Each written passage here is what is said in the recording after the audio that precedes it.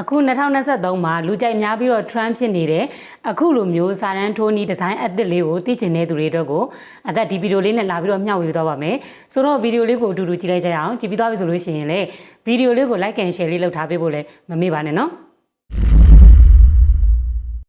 အရေးဆုံးသက်တို့တွေက Chrome browser လေးတွေကိုဝင်လိုက်မယ်ဝင်ပြီးသွားပြီဆိုလို့ရှိရင်ဒီပေါ်မှာရှိတဲ့ search bar လေးပေါ့နော်အဲ့ဒီ search bar လေးမှာဘာရှာရမလဲဆိုလို့ရှိရင်သက်တို့တွေ urban ပေါ့နော် urban urban ပြီးလို့ရှိရင် jungle jungle demo urban jungle demo ဆိုပြီးတော့ရိုက်လိုက်မယ်ရိုက်လိုက်ပြီးသွားပြီဆိုလို့ရှိရင်ဒီပေါ်မှာတွေ့တဲ့သက်တို့site လေးပေါ့နော်အဲ့ဒီ site လေးကိုလက်ကလေးနဲ့တစ်ချက်ထောက်လိုက်မယ်ထောက်ပြီးသွားပြီဆိုလို့ရှိရင်ဒီညာဘက်မှာရှိတဲ့ download ဆိုတာလေးကိုနှိပ်ပြီးတော့အဲ့ဒီ file ကို download အရင်ဆုံးလုပ်ခဲ့လိုက်ရမယ်လုပ်ခဲ့ပြီးသွားပြီဆိုလို့ရှိရင်ကို photo edit လုပ်မဲ့ application ပေါ့နော်အဲ့ဒီတဲကိုဝင်လိုက်ရမှာဖြစ်ပါတယ်โอเคဒီနေ့ဗီဒီယိုလေးမှာကျတော့အသက်က application ကို pixel လေးသုံးပြီးတော့လုပ်ပြပေးမယ်ပေါ့နော် pixel လေးကိုအရင်ဆုံးဖွင့်လိုက်မယ်ဖွင့်ပြီးသွားပြီဆိုလို့ရှိရင်တော့ထုံးစံတိုင်းအောက်မှာရှိတဲ့ခရမ်းရောင်အပေါင်းလက္ခဏာလေးကိုနှိပ်လိုက်မယ်နှိပ်ပြီးသွားပြီဆိုလို့ရှိရင်တက်တို့တွေဘာလဲဆိုတော့ကိုဒီနောက်ခံ background ပုံလေးပေါ့နော်နောက်ခံ background ပုံလေးကိုယ့်ရဲ့ဖုန်းထဲမှာရှိတဲ့ပုံလေးကိုကြိုက်တဲ့ပုံလေးကိုအရင်ယူမယ်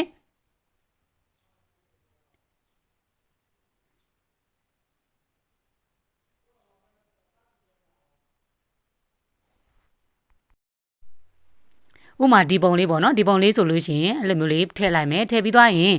text တဲကိုသွားပြီးတော့ကိုဘာစာရိုက်ချင်တာလဲဥမာအနေနဲ့အသက်ကတော့ beautiful ဆိုတဲ့စာလေးရိုက်ပြမယ်ပေါ့နော်စာကတော့ကိုကြိုက်တာထည့်လို့ရတယ်နော်အဲ့မှာ beautiful ဆိုပြီးတော့ရိုက်လိုက်မယ်ရိုက်ပြီးသွားပြီဆိုလို့ရှိရင်အမှန်ကျလေးချစ်မယ်ချစ်ပြီးသွားရင်ဘယ်ဘက်ထောက်မှာရှိတဲ့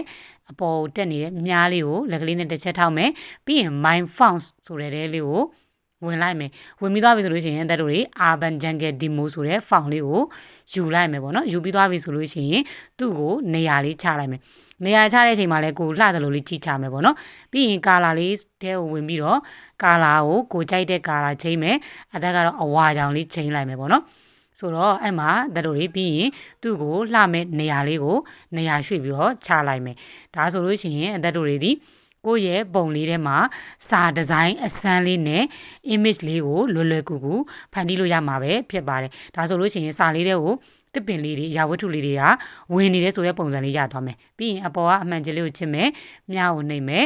save ကိုနှိပ်ပြီးတော့တင်လိုက်မယ်ဆိုရင်ကိုယ့်ရဲ့ဖုန်းထဲကိုရောက်သွားမှာပဲဖြစ်ပါတယ်